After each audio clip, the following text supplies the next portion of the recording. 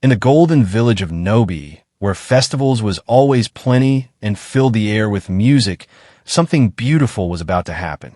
Amaka, the most stunning maiden anyone had ever seen, was getting married. Her skin glowed like polished bronze. Her eyes sparkled like morning dew.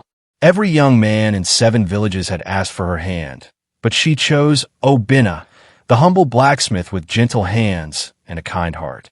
The entire village gathered for the wedding feast. Drums thundered. Women danced in circles, their waist beads clicking. Children ran through the crowd, laughing. Palm wine flowed like river water. The air smelled of jollof rice, pepper soup, and roasted goat. Elders blessed the couple with cola nuts and prayers. Everyone agreed this was the wedding of a lifetime. But inside her bridal hut, Amaka sat very still. She stared at her reflection in a mirror, her face painted with white chalk and red camwood. Her wrapper was the finest Ankara money could buy. Yet something in her eyes looked distant, almost afraid. She touched the mirror slowly and whispered words no one else could hear. Outside, the celebration grew louder, but Amaka's heart grew heavier. The moon rose high and full over Nnobi. The courtyard was packed with people eating, drinking, and dancing. Obina sat beside his new bride, smiling so wide. He looked at Amaka with love so deep it made the women cry. Finally, the servants brought forward the special bridal plate, piled high with food prepared just for her. Pounded yams smooth as silk, egusi soup rich with crayfish, fried plantain golden and sweet. Amaka's mother smiled proudly. The village chief nodded in approval. Everyone waited for the bride to take her first bite, as tradition demanded. But Amaka did not move. She stared at the food like it was a snake. Her hand stayed folded in her lap. People thought she was being shy. They laughed gently and encouraged her. Still, she did not eat. Obina leaned close and whispered, "My wife, you must be hungry. Please eat." Amaka turned to him slowly, her eyes filled with something he could not name. Fear? Sadness? She opened her mouth to speak.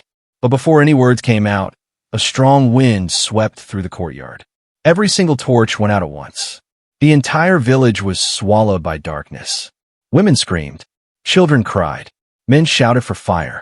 When the torches were finally relit, something had changed. The food on Amaka's plate was ice cold, though it had been steaming moments before. A chill hung in the air despite the warm night. Then someone pointed upward and gasped. A large white owl sat perched on the roof of the bridal hut, staring directly at Amaka with unblinking yellow eyes. Owls never came to Nnobi during celebrations. They were birds of omen, messengers of the spirit world. The village elder, an old man, rose slowly to his feet. "A spirit walks among us tonight," he said. His voice trembled slightly. The crowd fell silent. All eyes turned to Amaka. Her mother rushed forward, kneeling beside her daughter. "My child, you must eat," she begged. "Break this bad sign. Show the spirits you belong to the living world." Amaka looked at her mother with tears forming in her eyes. When she finally spoke, her voice was barely a whisper, but everyone heard it clearly in the terrible silence. "Mother, if I eat tonight, we will all be buried before the sun rises." Confusion rippled through the crowd like a stone thrown into water. Some people laughed nervously, thinking it was a strange joke. Others stepped back, frightened. Obina stood up quickly, his face twisted with worry and confusion. He took Amaka's hand and pulled her gently away from the crowd, toward the shadow of the old Irako tree. "Amaka, what is happening?" he asked, his voice shaking. "Why are you saying these things? Why won't you eat?" She looked up at him, this man she had promised to love forever. This man whose kindness had won her heart when richer suitors had failed. She reached up and touched his face tenderly, as if memorizing every line. "Obina, you're the best man I have ever known," she said softly. "I wish things could be different, but some things are written before we are born." He grabbed her shoulders gently. "What are you talking about? Please explain it to me." She smiled sadly. "You will understand when the river stops singing." Before Obina could ask what she meant, the absence of sound made everyone freeze. The night had gone completely silent. No crickets, no frogs, no wind, and the river, always heard in the background, was gone. People began murmuring anxiously. Some ran toward the riverbank. Others followed slowly, afraid of what they might find. Obinna and Amaka walked together, his arm protectively around her shoulders. When they reached the sacred river Idemili, the sight made everyone gasp. The river had stopped flowing. Completely. The water sat perfectly still, like a giant mirror reflecting the moon. In all the generations of Nnobi's history, the river had never stopped. Not during floods. Never. The village priest stepped forward to the water's edge. He knelt and touched the surface with trembling fingers. "This is an abomination," he declared, his voice heavy with dread. "Only a cursed soul can silence the voice of a god's water." The crowd began to whisper and point. Suspicion fell like a shadow over Amaka. Someone noticed something else and screamed. When people looked at Amaka standing by the water, they saw her clearly in the moonlight. But when they looked at the water itself, expecting to see her reflection, there was nothing.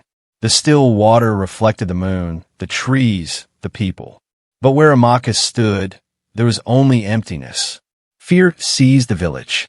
Some people backed away from Amaka as if she carried disease. But not everyone was afraid for the right reasons.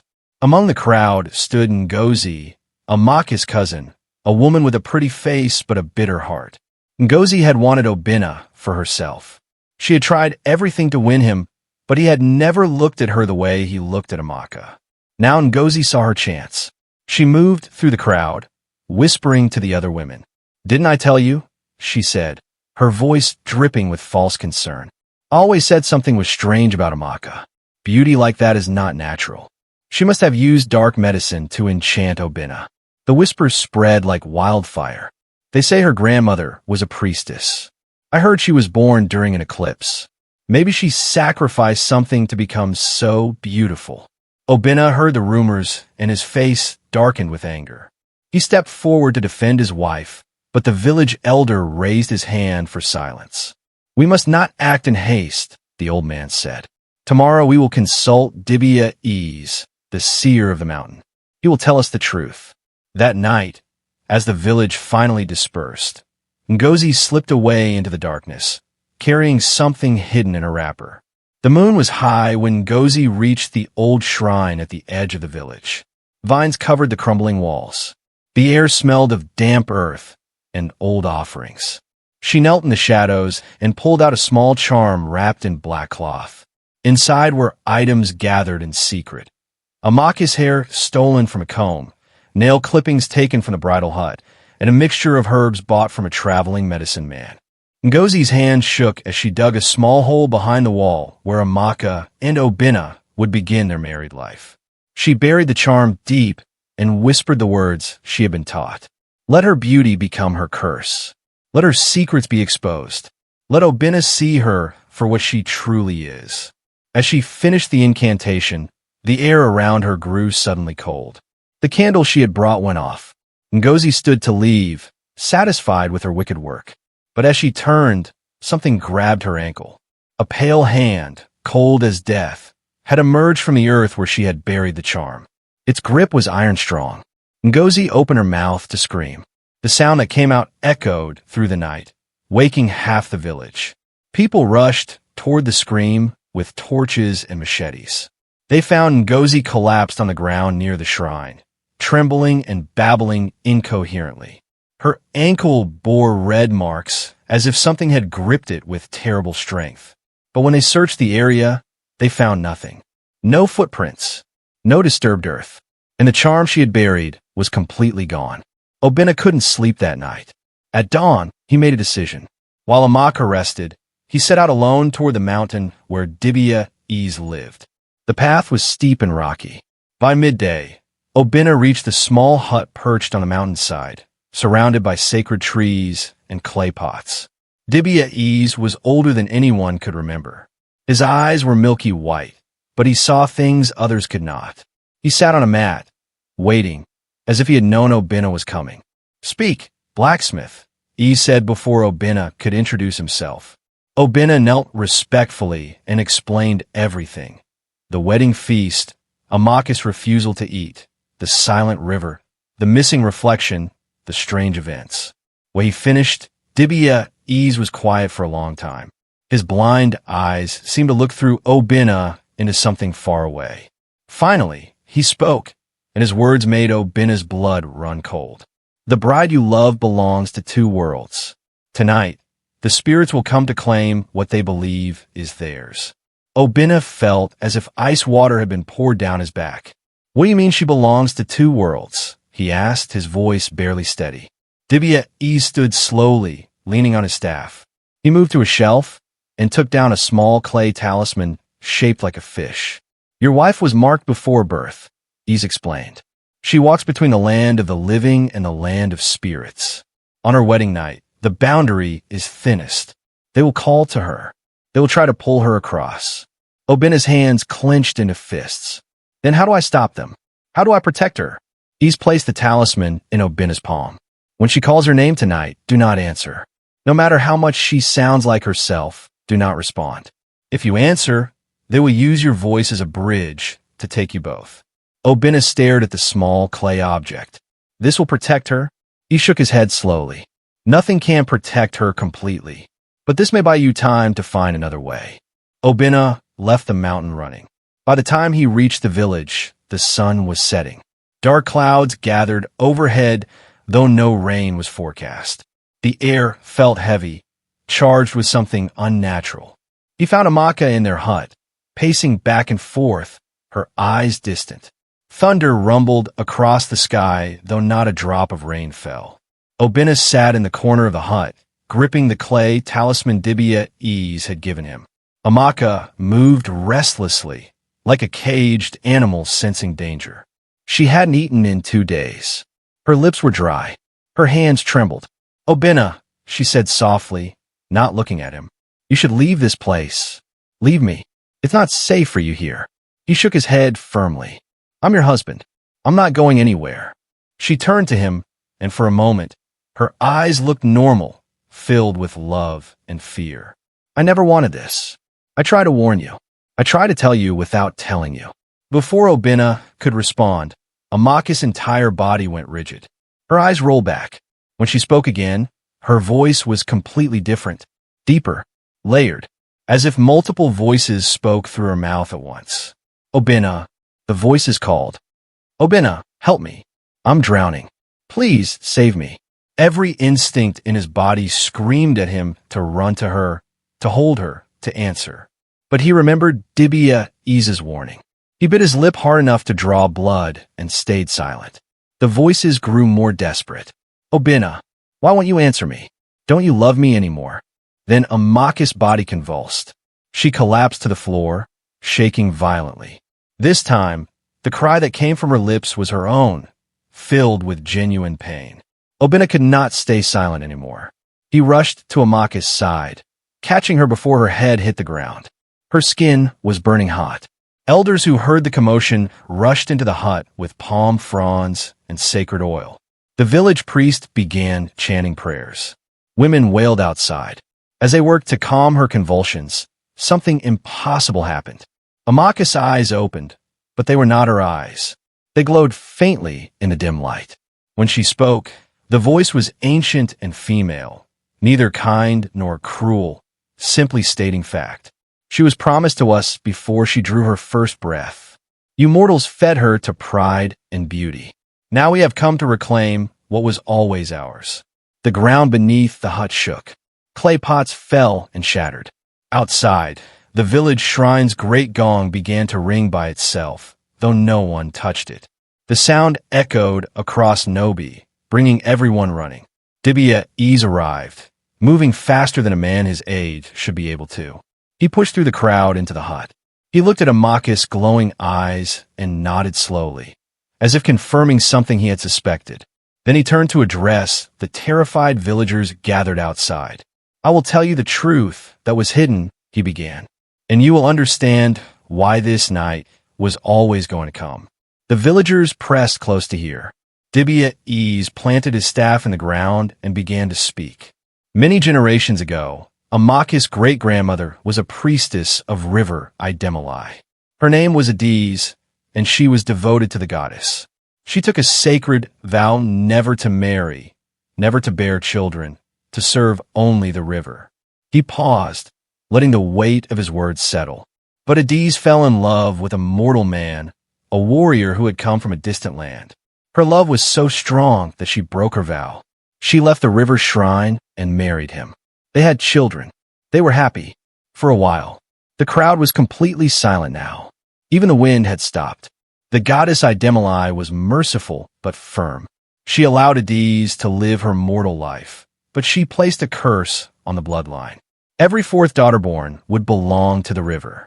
The spirit world would claim her on her wedding night, returning her to the service that was abandoned. Amaka's mother, who had been standing near the back, suddenly gasped. Her hand flew to her mouth. She pushed through the crowd, her face pale with understanding. Amaka is the fourth, she whispered. I'm a third daughter. My mother was the second. My grandmother Adiz was the first. Amaka is the fourth daughter. The curse had found its mark. Panic swept through the village like fire. People shouted over each other. What do we do? Can the curse be broken? Will the goddess punish all of us? The spirit speaking through Amaka laughed, a sound like water over stones. The river demands what was promised. One life must return to the water before dawn breaks. If not, the river will take the entire village. Ngozi, still shaken from her own encounter at the shrine, saw an opportunity in the chaos. She pushed forward, pointing at Amaka. Then give her to the river. Why should the whole village suffer for her grandmother's mistake? Several people murmured in agreement, fear making them cruel. But Obina stood up, his eyes blazing with fury. His voice cut through the noise like a blade. No one touches my wife. He placed himself between Amaka's trembling form and the crowd. She did nothing wrong. She was born into this curse. If the river wants a life, it can take mine instead. Amaka, who had been barely conscious, suddenly focused. Her eyes cleared for a moment, becoming her own again. No, she said weakly. Obina, no. You can't. He knelt beside her and took her burning hands in his. I will go wherever you go, even into the spirit world, even into death. That was my vow to you. Tears streamed down Amaka's face. If you follow me there, you will never return. Your soul will wander forever. Dibia watched the scene with ancient sadness in his blind eyes. He had seen many tragedies in his long life, but love like this was rare. He stepped forward, tapping his staff 3 times on the ground. There may be another way, he said quietly, but it requires great courage and comes at a cost. Everyone turned to him. Obina stood immediately. Tell me, whatever it is, I'll do it. Ease nodded slowly. Deep in the forest of echoes, hidden in the oldest shrine, there's a sacred mirror called the Mirror of Origins. It was created by the first priest to allow mortals to speak directly with the gods. If Amaka can reach it and plead her case before the goddess herself, there's a chance, only a chance, that the curse can be lifted. Amaka's mother spoke up, but the forest of echoes is forbidden. No one who enters returns unchanged. Some never return at all. Dibia nodded. Yes, the forest is protected by spirits and tests those who walk its paths. Only the pure of heart can find what they seek. But it is the only option besides surrender. Obina helped Amaka to her feet. She was weak but determined. Then we go now, he said. We have until dawn. Dibia handed Obina a small leather pouch. Burn this at the forest entrance. It will grant you passage. But remember, the mirror reveals truth. All truth. Be prepared for what you might see. As they prepared to leave, no one noticed Ngozi slipping away into the darkness, following them at a distance. The forest of echoes began where the village farmlands ended. Ancient trees grew so thick their branches wove together overhead, blocking the moonlight. The air was different here, heavier, older. Obina held Amaka's hand tightly as they walked. Dibia moved ahead of them with surprising grace, his staff tapping the ground in a steady rhythm. Whispers filled the air, though no one could be seen. Voices speaking words in languages forgotten long ago. Amaka heard her name called in different tones, some pleading, some threatening, some seductive. The trees themselves seemed to watch with invisible eyes. She pressed closer to Obina. After walking for what felt like hours, but might have been minutes, time moved strangely here. They came to a clearing. In the center was a pool of water that glowed with soft blue light. No plants grew around it. The earth was bare and smooth. Amaka felt drawn to it, as if something was pulling her forward. Go, Nnobi said gently. Look into the water. It has been waiting for you. Amaka approached slowly, her heart pounding. She knelt at the edge and looked down. Instead of her own reflection, she saw the face of an old woman, beautiful and sad. The woman's lips moved, speaking directly to Amaka's mind. You carry my burden, child, the weight of my choice, but only your heart can lift it. Amaka stared at the face in the water. Grandmother Adiz, she whispered. The face smiled sadly. Yes, my child, I have watched you from the river, carried guilt for what my love has cost you. But you must know, I would make the same choice again. Love is worth any curse. As she spoke, the water began to ripple and glow brighter. From the center of the pool, something began to rise. It was a mirror, tall and oval, framed in silver that looked like flowing water frozen in time. This was the mirror of origins. Nnobi stepped back, his face solemn. Amaka, you must face the mirror. It will show you two paths, two possible lives. One as a mortal bride, living and dying in the human world. The other as a spirit queen, eternal and powerful, but belonging to the river forever. The choice is yours, but you must choose with absolute truth in your heart. Amaka stood before the mirror. Her reflection began to shift and split. On the left side, she saw herself old and gray, surrounded by children and grandchildren, holding Obina's wrinkled hand as they watched the sunset together. A life of love, struggle, joy, and eventual peaceful death.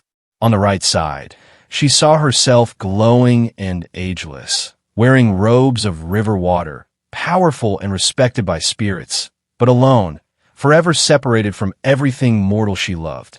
She raised her hand to touch the mirror, but before her fingers made contact, a rock flew through the air and struck the mirror surface. The mirror shattered into 1,000 pieces. The sound was like screaming.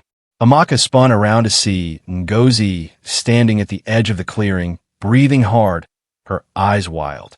You don't deserve a choice. Nnobi shouted. You took everything from me. Now let the curse take you. The moment the mirror broke, something terrible happened. The shattered pieces dissolved into a thick silver mist that began swirling around Nnobi's feet. She looked down in confusion that quickly turned to horror. The mist wrapped around her legs like chains, climbing higher and higher. Nnobi tried to run, but couldn't move. She clawed at the mist, screaming. Where it touched her skin, scales began to appear, small and silver like fish scales. Her eyes started to glow with the same unnatural light that had filled Amaka's eyes earlier. Nnobi's voice boomed across the clearing. Foolish woman, you have broken a sacred object with hatred in your heart. The curse seeks a new vessel. It will take anyone marked by envy and malice. Nnobi fell to her knees, the transformation spreading. No, I didn't mean to. I just wanted. Her words dissolved into inhuman sounds. The spirit voices that had been in Amaka began to swirl around Nnobi instead. She has stolen the bond, Nnobi said grimly. The river will claim her instead of Amaka. The silver mist finally released Nnobi and sank back into the earth. She collapsed, gasping, her body covered in scales that gleamed in the moonlight. Villagers who had followed at a distance saw what happened and backed away in fear and disgust. Some felt justice had been served. Nnobi had always been jealous and spiteful. Now she would bear the consequences. They carried Nnobi back to the village. By the time they arrived, her scales had begun to fade, but her eyes remained haunted. The river, which had been silent and still, began to flow again. The sacred gong stopped ringing. Birds sang as dawn approached. People celebrated, believing the curse was finally broken. But Amaka stood quietly by the riverbank, staring at the moving water. Obina came to stand beside her. It's over, he said, relief flooding his voice. You're free. We can finally begin our life together. Amaka shook her head slowly. No, something is wrong. I can feel it. The curse is satisfied for now, but not ended. Dibia, who had been watching from nearby, approached them. His face was grave. The girl speaks truth. The gods have been deceived by circumstances, but they are not fools. They will realize soon that Ngozi was not the one promised. The curse will return, angrier than before. A greater price will be demanded. Amaka's mother rushed over, overhearing. What do you mean? My daughter is free. You said the curse took another. He shook his head slowly. The curse cannot be truly transferred, only delayed. Ngozi's interference bought us time, but Amaka remains marked. The goddess will return for her answer. Amaka looked at Obina, her heart breaking. She had hoped, for just a moment, that they might have a normal life, that the nightmare was over. But she could feel the truth of Ize's words in her bones. That night, she lay awake beside her sleeping husband. She watched his peaceful face in the moonlight and memorized every detail. His strong jaw, the small scar above his eyebrow from a childhood accident, the gentle rise and fall of his chest. She loved him more than she thought it was possible to love another person. And because she loved him, she knew what she had to do. Before dawn broke, Amaka rose quietly. She dressed in her wedding clothes one last time. She wrote no note, left no explanation. Words would only make it harder. She walked through the sleeping village toward the river. The water seemed to sense her coming. It began to glow softly, calling to her. Amaka stood at the edge and spoke to the river, to the goddess, to her grandmother's spirit. I am ready. Take me. But please, let the village live in peace. Let Obina find happiness again. That is all I ask. Behind her, footsteps. Obina had woken and followed. Amaka no, but she was already wading into the water. Obina ran to the riverbank, but an invisible barrier stopped him from entering the water. He pounded against it uselessly, shouting her name. Amaka walked deeper, the glowing water rising around her waist, her chest, her shoulders. Then the river itself began to rise, forming a massive pillar of water and light. From within it, a figure took shape. It was the goddess Idemolai, beautiful and terrible, neither fully human nor fully spirit. Her voice rolled like thunder. You have come at last, daughter of broken vows. The entire village had awakened and rushed to the riverbank. They watched in awe and fear as their bride stood before goddess. Amaka bowed her head respectfully. Great mother, I come to answer for my grandmother's choice. I offer myself willingly to end this curse upon my family and my village. The goddess's face was unreadable. Do you understand what you offer? To leave mortality behind? To serve the river eternally, never aging, never dying, but never returning to the world of the living. Amaka's voice was steady despite her tears. I understand.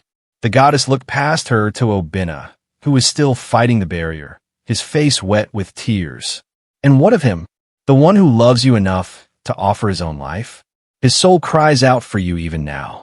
Amaka's voice broke. I love him too much to let him sacrifice himself. Let him live. Let him forget me in time. The goddess was silent for a long moment. Then she spoke again, her voice somehow gentler. Adiz, your grandmother, broke her vow because love called to her. She chose mortal joy over eternal duty. But you, her descendant, choose duty over mortal joy.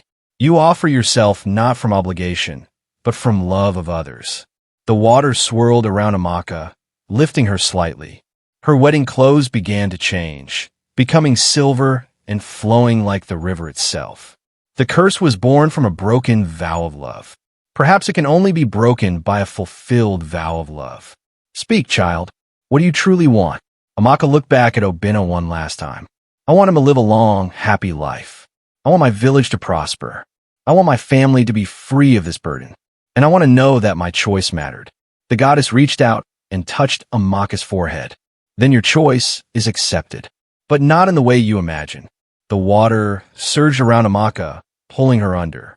Obina screamed. The villagers cried out. For a long moment, there was only churning water and blinding light. Then the river calmed. The goddess was gone. The sun rose above the horizon, brilliant and warm. But when the waters settled completely, Amaka's body was nowhere to be seen. Only her wedding beads floated on the surface.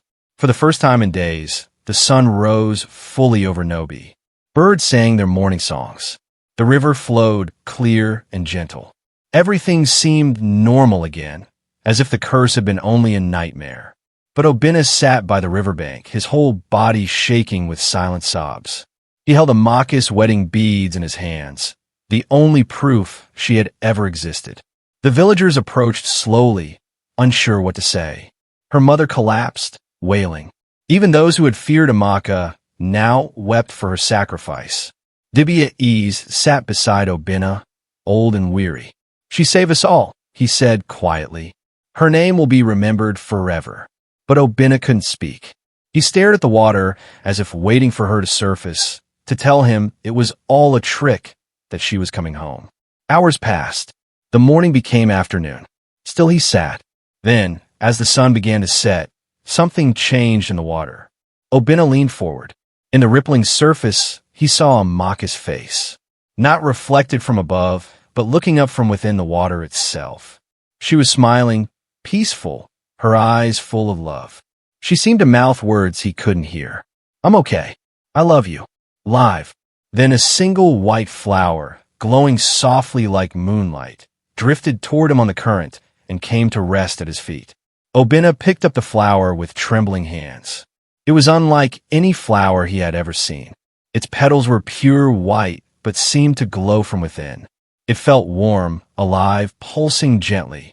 Nnobi at ease saw the flower, and his eyes widened. "The goddess has given a gift," he said with wonder. "This is no ordinary bloom." Ease took the flower carefully and carried it to his hut. There, he crushed the petals into a fine powder using sacred stones. He mixed it with water from the river and earth from beneath the Irako tree where Amaka and Obinna had spoken on their wedding night. "Plant this," Ease instructed, "where love and pain meet, where your joy became sorrow. There something new will grow." Obinna took the mixture to the Irako tree. Beneath its ancient roots, where he had held Amaka's hand and promised to never leave her, he dug a small hole. His tears fell into the earth as he planted the sacred mixture. He covered it gently and pressed his palm against the soil, praying to gods he wasn't sure existed, asking for meaning in this impossible loss. That night passed slowly, but when the next morning arrived, villagers gathering at the square saw something impossible. They pointed and shouted. From beneath the Irako tree, where nothing had been the day before, a spring had burst forth overnight. Crystal clear water bubbled from the ground, forming a small pool. The water from the new spring was different from any other water.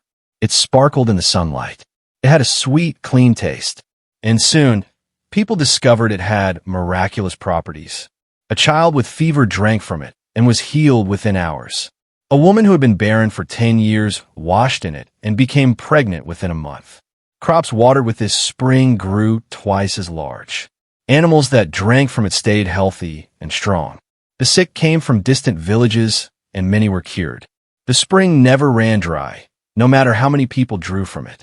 The villagers named it Nnobi Amaka, Mother of Grace, in honor of the bride who had given everything. Even Gozi, who had been exiled from the village in shame for her role in shattering the mirror, heard about the spring.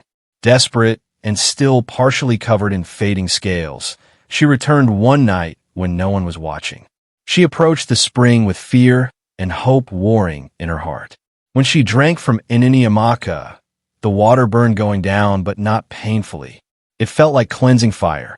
She watched as the last of the scales vanished from her skin. More than that, the hatred and jealousy that had poisoned her heart for so long seemed to wash away too. She knelt by the spring and wept, finally understanding what she had tried to destroy. As she cried, she heard a voice, soft as wind through leaves. Forgiveness is the final freedom. Years passed in Nnobi. The village prospered like never before. The spring continued to bless them with healing and abundance. Obinna never remarried. He became the keeper of Nnobi Amaka, tending the spring and the Irako tree, telling visitors the story of his bride, who chose love over life. Children grew up hearing the tale of the beautiful woman who refused to eat on her wedding night. Elders taught it as a lesson to their grandchildren. Priests incorporated it into their teachings. The story spread beyond Nnobi, carried by travelers to distant lands. Some said that on quiet nights, when the moon was full, you could see a figure in silver standing by the spring, watching over the village. Some said they heard a woman's voice in the sound of flowing water, singing old songs. Others claimed that pure-hearted children sometimes saw a beautiful woman with kind eyes who would smile at them before vanishing. Obinna grew old beside the spring. On his final day, surrounded by a village that had become his family, he smiled peacefully. "I'm coming, my wife," he whispered. "I kept your gift alive. I honored your sacrifice. Now I can rest." His body was buried beneath the Irako tree, and the spring seemed to sing louder than ever that day. The lesson of Amaka lived on. That beauty fades like morning mist, that wealth can be lost in a moment, but a heart that loves with truth and selflessness conquers both life and death. In the end, it wasn't Amaka's beauty that saved Nnobi. It wasn't her bloodline or her connection to spirits. It was her choice to love others more than herself, to surrender rather than let innocence suffer, to transform a curse into a blessing through sacrifice. And so the village of Nnobi learned that the greatest power in this world or any other is not magic or wealth, or even the favor of gods. It is love that gives without counting the cost.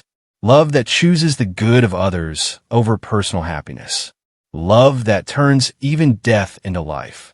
The spring still flows today, they say. And if you ever find yourself in that golden village where yam harvests are plenty and festivals fill the air with music, stop by the Irako tree.